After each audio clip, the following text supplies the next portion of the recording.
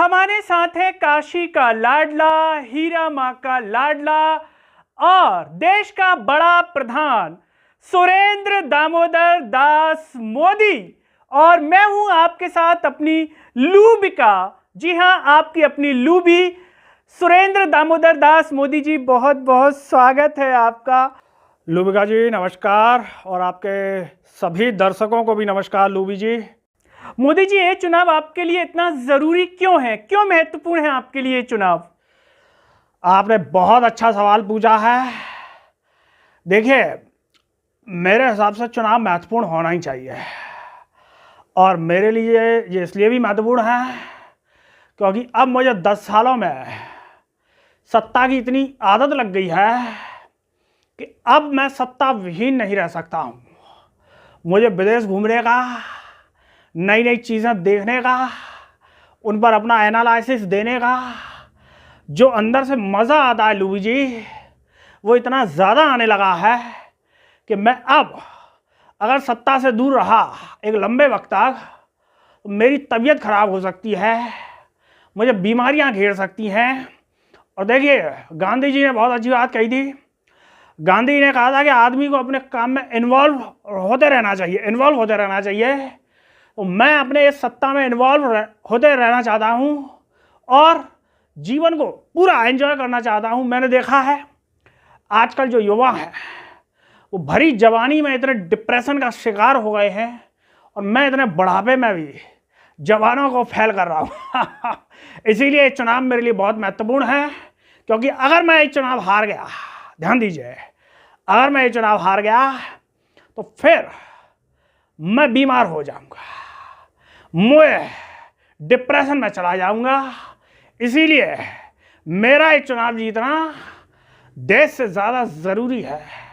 अगर मैं बीमार हो गया तो देश बीमार हो जाएगा, और मैं अगर जीत गया, मैं अगर स्वस्थ रहा तो हमारा देश भी स्वस्थ रहेगा।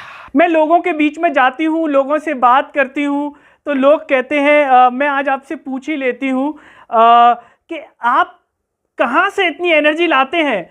थकते नहीं हैं आप, इतने लबरेज हैं एनर्जी से। आखिर कैसे इतनी ऊर्जा है आपके अंदर? देखिए, आपने बहुत अच्छा सवाल पूछा है कि मैं एनर्जी में इतना कैसे लबरेज रहता हूँ, मुझे थकावट क्यों नहीं होती है।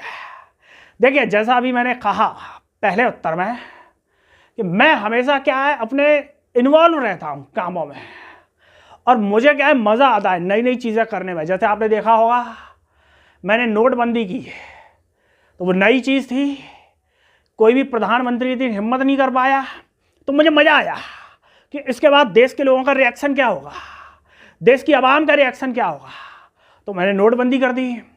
फिर उसके बाद आपको याद होगा मैंने वो डायलॉग भी दिया था एक चौराहे पर लाने वाला, अगर नोटबंदी नहीं होती तो मैं वो डायलॉग भी नहीं देता। तो उस डायलॉग में भी मुझे मज़ा आया। फिर उसके बाद आपको याद होगा कि जो अन्य चीज़ें भी मैं करता रहा, मुझे खुद भी कई बार अपने काम याद नहीं रहते हैं कि मैं क्या क्या नई नई चीज़ें करता रहता हूँ।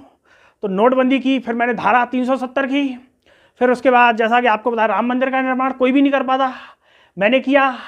और इसी बीच में जो हिंदू मुस्लिम हुआ, तो इससे मुझे पता भी चला कि हिंदू मुस्लिम का आपस में करंट कितने लेवल का है। तो मैं इन कामों में क्या मज़े लेता हूँ। जैसे आपने देखा होगा जो बच्चे होते हैं वो वीडियो गेम खेलते हैं, पबजी खेलते हैं, तो मैं उसी वीडियो गेम की तरह एक संचालन करता हूँ देश में एक गेम का, और उसे देख करके मेरे चेहरे पर एक अलग ही आनंद की अनुभूति होती है, एक अलग ही मेरे को मुस्कुराहट होती है अंदर से। और यही मेरे चेहरे पर मुस्कुराहट और लबरेज का सबसे बड़ा कारण है लूबी जी। मैं मुसलमानों के बीच में भी जाती हूँ, इतना प्यार करते हैं आपसे मुसलमान, और लोग जो विपक्ष है वो आप पर आरोप लगाता है, इस पर क्या कहेंगे आप? देखिए लूबी जी, आपको जानकर के आश्चर्य होगा कि इतना मुझसे प्रेम हिंदू नहीं करते हैं जितना मेरे मुसलमान भाई करते हैं।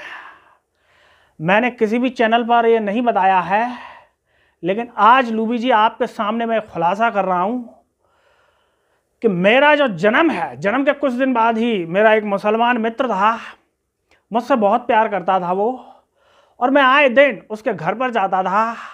हम कई बार सेवइयाँ खाते थे, कई बार रोटी खाते थे, और जो अम्मी जान थी अम्मी जान के हाथों से भी मैंने कई बार रोटी खाई है।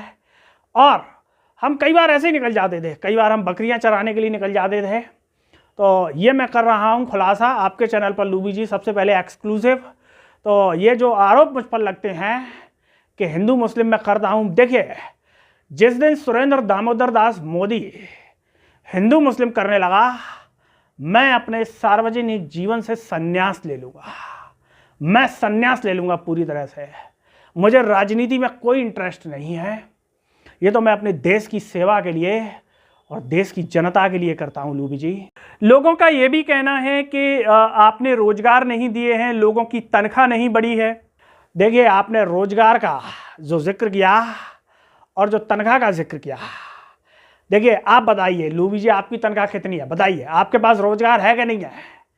आपके पास है रोजगार, तनख्वाह भी आपकी ज़्यादा है, तो कैसे है? अगर हम देश में रोजगार पैदा नहीं करते, तनख्वाह नहीं बढ़ाते, तो कैसे आज आप मेरा इंटरव्यू कर रही होती?